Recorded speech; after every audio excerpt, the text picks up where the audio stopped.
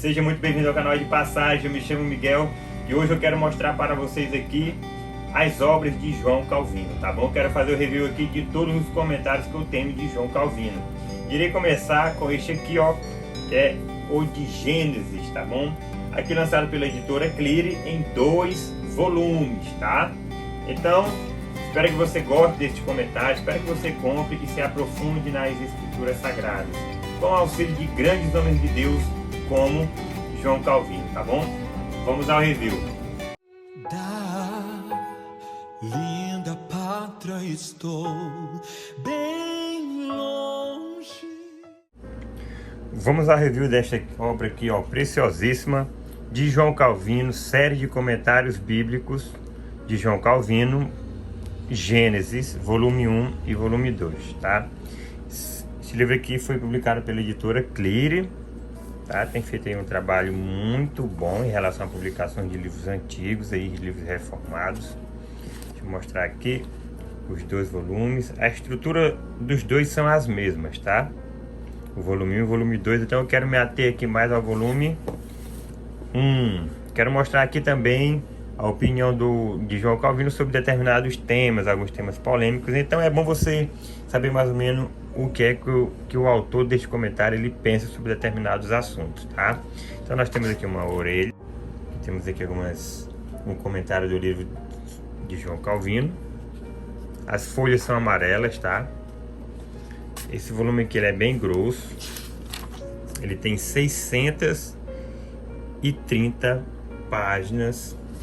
Ó, são folhas amarelas, letras ótimas para você ler, tá? Não são pequenas e nem também muito grandes. Aqui nós temos a folha de rosto. Aqui mais uma frase de João Calvino: a palavra não pode ser separada do espírito. É o espírito de Satanás que é separado da palavra, não o Espírito Santo de Deus. Olha aí, o espírito agindo juntamente com a palavra. Aqui o sumário, ele é dividido por capítulos, tá? Dividido por capítulos.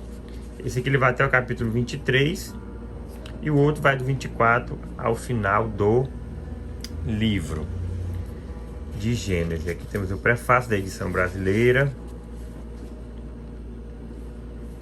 Lembrando que ele foi traduzido por este irmão aqui que tem feito outro trabalho aqui maravilhoso, traduzindo várias obras aí de João Calvino, o irmão Walter Graciano Martins.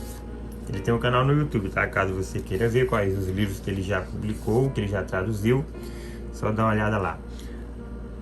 Aqui é uma dedicatória que João Calvino fez para o Henrique, o Duque de Vendôme. Antigamente eles tinham este costume, né, de direcionar certas traduções a pessoas importantes de sua época, né? Então vamos lá. E a estrutura do comentário é isso. Temos aqui algumas notas de rodapé, tá? Olha só como ele gostava de escrever. Isso aqui é apenas a dedicatória, tá? Olha só. Aqui nós temos um argumento que ele vai proferir sobre uma introdução do Gênesis.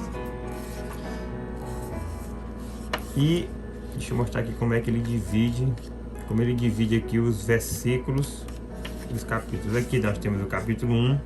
Esse comentário ele não é igual aos demais, né? Que sempre tem o capítulo 1, aí ele coloca todo o versículo aqui e o autor ele vai destrinchando quase que palavra por palavra ou frase por frase.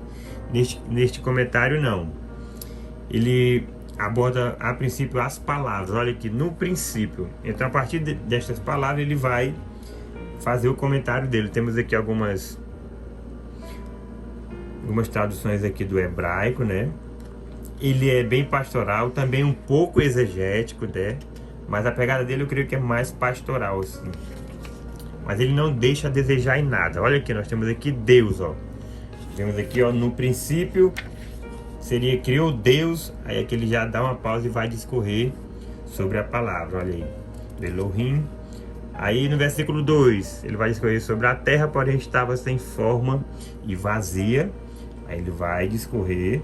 E o Espírito de Deus vai discorrer também. Então aqui nós temos as divisões que são dessa maneira. Uma maneira bem simples, eu gostei. Eu gostei quando eu li alguns comentários, eu gostei. Porque ele se atém a algumas palavras somente, né? É claro, se você quiser algo mais completo, você vai ter que recorrer a outros comentários, como da Cultura Cristã, como da Shed Publicações e assim por diante. Mas agora eu quero mostrar aqui para você a opinião de João Calvino sobre determinados temas, tá? Eu vou fazer isso a partir dos reviews que eu irei fazer sobre os comentários, porque se eu apenas abordar a parte física do livro, a estrutura do texto, fica muito chato o review. Então, quero que você fique por dentro também do que o autor pensa. Então vamos lá. Você já ouviu aquela polêmica que tem no... Quem eram os filhos de Deus e quem era o filho dos homens? Então ele vai fazer uma abordagem aqui, ó. No capítulo 6, tá, de Gênesis, do versículo 2. Então vamos ver o que é que João Calvino tem a nos esclarecer. O que ele pensava? Ele pensava que os filhos de Deus eram anjos?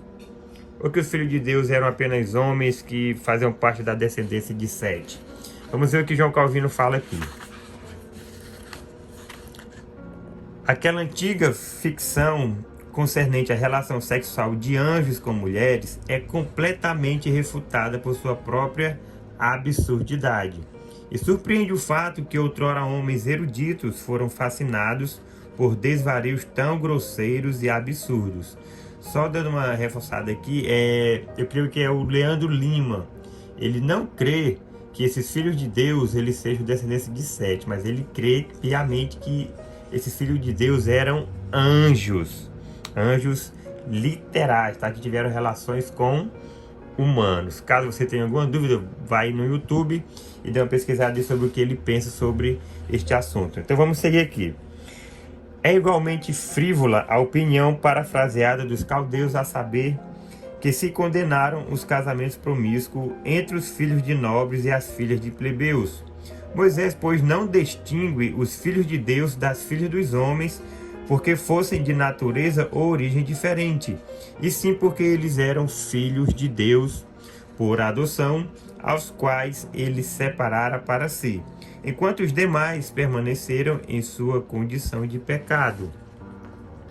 Se alguém objetasse dizendo que os que vergonhosamente se separaram da fé e da obediência que Deus requeria, eram indignos de ser chamado, de ser contado no número dos filhos de Deus.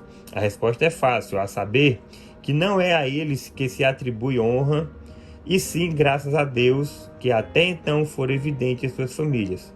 Pois quando a Escritura fala dos filhos de Deus, algumas vezes ela está se referindo à eleição eterna, que se estende somente aos herdeiros legítimos, algumas vezes à vocação externa, segundo a qual os lobos são inseridos no redil. E ainda que, na verdade, sejam estranhos, contudo, granjeiam o título de filho de Deus até que o Senhor os repudie. Sim, mesmo lhes dando um título tão honroso, Moisés reprova sua ingratidão, porque, abandonando ao seu Pai Celestial, se prostituíram como apóstatas. Então nós vemos aqui a posição de João Calvino sobre quem era o filho de Deus. Ele não atribui diretamente a descendência de Sete, mas simplesmente aos que eram filhos de Deus, que naquela época com certeza eram os filhos de Sete, né? Que se você for dar uma olhada no contexto, você irá identificar. Então nós temos aí a posição de João Calvino sobre quem eram os filhos de Deus. Vamos aqui a um outro texto que fica um pouco polêmico, né, nesse meio. Sobre os gigantes. Quem eram os gigantes lá de Gênesis 6? Eram homens de grande estatura? Eram homens poderosos? O que seriam? O que João Calvino tem a nos dizer sobre quem eram estes gigantes? Vamos lá. Entre os inúmeros tipos de corrupções com que a terra se encheu, Moisés aqui registra especialmente um, a saber, que os gigantes praticavam grande violência e tirania. Entretanto, eu não suponho que ele falasse de todos os homens dessa era, mas de certo indivíduo que, sendo mais forte que os demais e confiando em sua própria força e poder, se exaltavam indevidamente e sem limites. No que diz respeito ao substantivo hebraico, olha aqui, Nefilins, sua origem é conhecida como sendo derivada do verbo napal, que significa cair. mas os gramáticos não são unânimes sobre sua etimologia. Olha aí como ele não é somente pastoral, ele tem algumas partes exegéticas também, e ele trata muito também com o texto hebraico. Alguns pensam que foram assim chamados porque excediam a estatura comum dos homens. Outros porque o semblante dos homens mudavam à vista deles, em razão do enorme tamanho do seu corpo, ou porque todos caíam prostrados, movidos de terror diante de sua grandeza. Já podemos ver aqui que ele não crê que esses gigantes eles seriam homens de estaturas enormes, né, como algumas pessoas dizem, tá? Mas lembrando, isto é a opinião de João Calvino neste comentário de Gênesis. Vamos ver qual é o parecer dele. Quanto a mim, parece haver muita verdade na opinião dos que dizem que o sentido aqui pretendido é semelhante ao resultado decorrente da torrente ou de uma tempestade impetuosa, pois do mesmo modo que uma tormenta e uma torrente caindo violentamente causam erosão e destroem os campos, assim tais homens como ladrões trouxeram destruição e desolação ao mundo.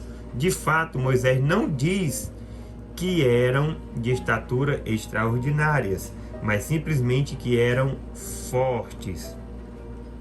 Reconheço que em outro lugar a mesma palavra denota uma estatura imensa, a qual era formidável aos olhos que exploraram a terra de Canaã. Aqui ele vai citar lá no caso dos gigantes que haviam na terra de Canaã, que está escrito lá em Josué 13:34. Moisés, porém, não distingue esses gigantes dos demais homens, nem pelo tamanho de seu corpo, nem por sua desonestidade e ambição por domínio. No contexto, é enfática a partícula vegan, que é interposta. Aqui quem manja no hebraico vai entender o que ele está dizendo aqui.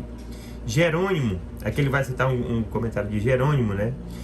Após que certos intérpretes erraram, traduziu essa passagem da pior maneira possível, pois ela é literalmente traduzida por "e mesmo depois que os filhos de Deus se interessaram pelas filhas dos homens", como se quisesse dizer, além do mais, ou e nesse tempo. Pois, em primeiro lugar, Moisés relata que havia gigantes, acrescenta que havia também outros dentre aquela descendência promíscua, que foram gerados quando os filhos de Deus se misturaram com as filhas dos homens. Não teria sido surpreendente se tal ultraje prevalecesse na posteridade de Caim, mas a corrupção universal é mais claramente evidente nisto, que a santa semente fosse contaminada pela mesma corrupção. Não é um simples agravamento do mal, o fato de que um contágio tão imenso fosse difundido pelas poucas famílias que deveriam ter constituído o santuário de Deus. Os gigantes, pois, tiveram uma origem pregressa.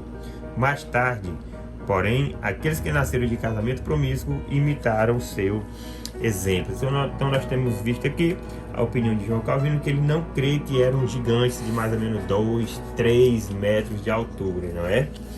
Então aqui está, pessoal, o comentário de João Calvino de Gênesis, tá bom? Então, como você pode ter percebido, qual é a pegada dele, né? Nós temos aqui sempre algumas notas de rodapé. Lembrando que essas notas de rodapé não são do próprio João Calvino, tá? Foi de quem organizou este comentário, tá bom? Então você pode ver a estrutura do comentário, como eu falei, ele não discorre sobre todo o versículo e ele não é tão exaustivo. Ele vai pegar algumas partes ali da qual ele se interessa no versículo e aí ele vai discorrer, tá bom? Então eu espero que você tenha entendido aí qual é a pegada deste comentário aqui de Gênesis, de João Calvino, lançado aí pela editora Clire, tá bom? Agora eu vou dar continuidade a outros reviews de outros comentários. Eu espero fazer agora o review dos outros comentários do Novo Testamento de João Calvino e logo após o review do comentário de Salmos, tá bom? Espero que você tenha gostado desse review e qualquer coisa, estamos aí nas nossas redes sociais. Um grande abraço, Deus te abençoe grandemente.